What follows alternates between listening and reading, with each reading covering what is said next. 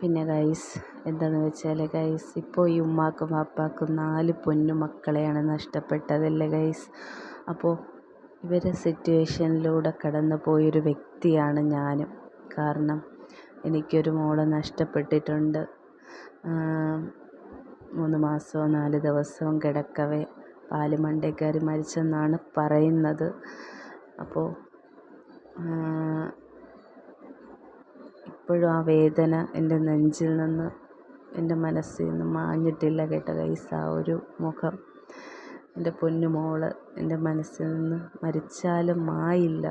പക്ഷേ 2 വർഷത്തിന് ശേഷം എനിക്ക് തൈക്കാട് ഹോസ്പിറ്റൽ, നിങ്ങൾക്ക് അറിയായിരിക്കും, തിരുവനന്തപുരത്ത് തൈക്കാട് ഹോസ്പിറ്റൽ പോയതിന് ശേഷമാണ്. അപ്പോൾ ശ്യാം ഡോക്ടർ എന്ന് പറഞ്ഞ് ഞാൻ അങ്ങനെ ഒരാൾ എനിക്ക് പറഞ്ഞു തന്ന് അങ്ങനെ പോയതാണ് കേട്ടോ ഗൈസ്.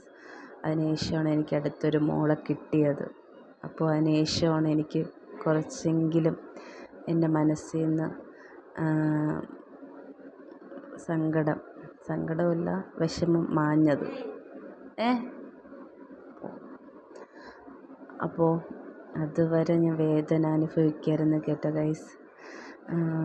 കണ്ണീരായിരുന്നു, എന്തോ അത് പറയാൻ പറ്റില്ല. അത് ആ വേദന, നമ്മളെ കുടുംബത്തിൽ നിന്നൊരു വ്യക്തി നമ്മളിൽ നിന്ന് അടർന്നു പോകുമ്പോഴാണ് നമുക്കത് വേദന മനസ്സിലാകുന്നതല്ലേ ഗൈസ്.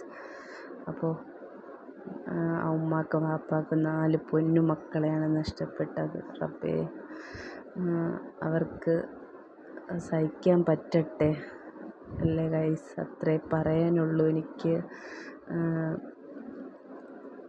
അവർക്ക് എങ്ങനെ സഹിക്കാൻ പറ്റും, പക്ഷേ